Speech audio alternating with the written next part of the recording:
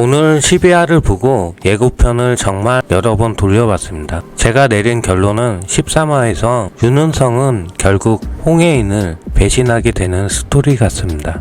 그래서 홍혜인을 부둥켜 안고 울고 있는 백현우와 차 사고가 독일에서 나게 되는 홍혜인의 모습이 예고편에 나온 것 같습니다. 이렇게 결론을 내린 것엔 결정적인 이유가 있는데, 예고편에 나온 모슬이가 들고 있는 리모컨과 만년필을 손에 들고 있는 홍혜인입니다. 아시다시피 12화에서 홍 회장이 죽기 전에 모든 것을 폭로한 만년필, 그리고 모든 권한을 모슬이에게서 빼앗기 위해 스스로 힘든 결정을 내렸던 홍만대 회장. 자신이 만든 결과에 대해 스스로 책임을 짓는 것인지 비참한 결말을 맞이했습니다. 그리고 자신이 남긴 유언을 홍혜인이 다시 가지고 있는 것인데요. 눈물의 여왕 작가님이 예고편에 속임수가 많지만 이것은 무속이죠. 혹시나 만년필을 들고 있는 사람이 무슬이면 어떡하지? 라고 생각을 했는데, 무슬이는 머리를 묶어서 저런 머리가 없습니다. 결국 홍혜인만 아는 만년필이기에 만년필을 다시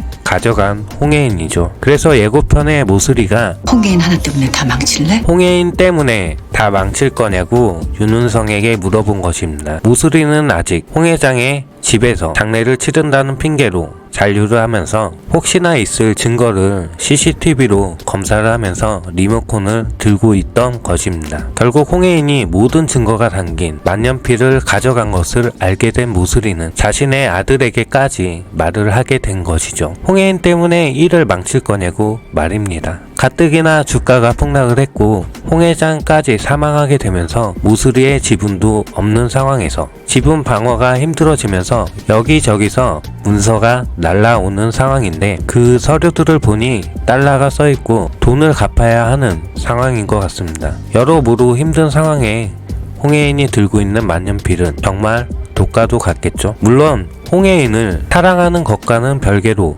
모슬이의 피가 있는 윤은성이니까요. 충분히 홍혜인을 해할 수도 있을 것 같습니다. 이번 회차에서도 백현우를 없애라고 말해놓고 윤은성 자신이 어린 시절 홍혜인을 바다에서 구한 거라고 홍혜인에게 또 거짓말을 하는 것을 보면 모슬이나 윤은성 역시 똑같이 거짓말을 밥 먹듯이 사는 인생인 거죠. 이번 회차에서 어린 시절 바다에서 홍혜인을 구한 건 역시 백현우라는 게 밝혀졌는데도 말이죠. 결국엔 모슬이와 윤은성 역시 다를 게 없는 핏줄입니다. 그래서 윤은성은 백현우에게 이야기를 합니다. 홍혜인을 살리고 싶다고 말이죠. 그래서 백혈구 수치가 조금 돌아온 홍혜인을 독일로 보내게 되고 그곳에서 무언가 꾸미는 것 같은데요. 현재까지 벌어진 스토리로서는 상상이 안 되긴 하지만 상황상 이것이 맞아 보이긴 합니다. 물론 결말은 해피엔딩인 것은 맞지만 모슬이와 윤은성의 연기가 정말 얄밉게 잘하는 것 같습니다.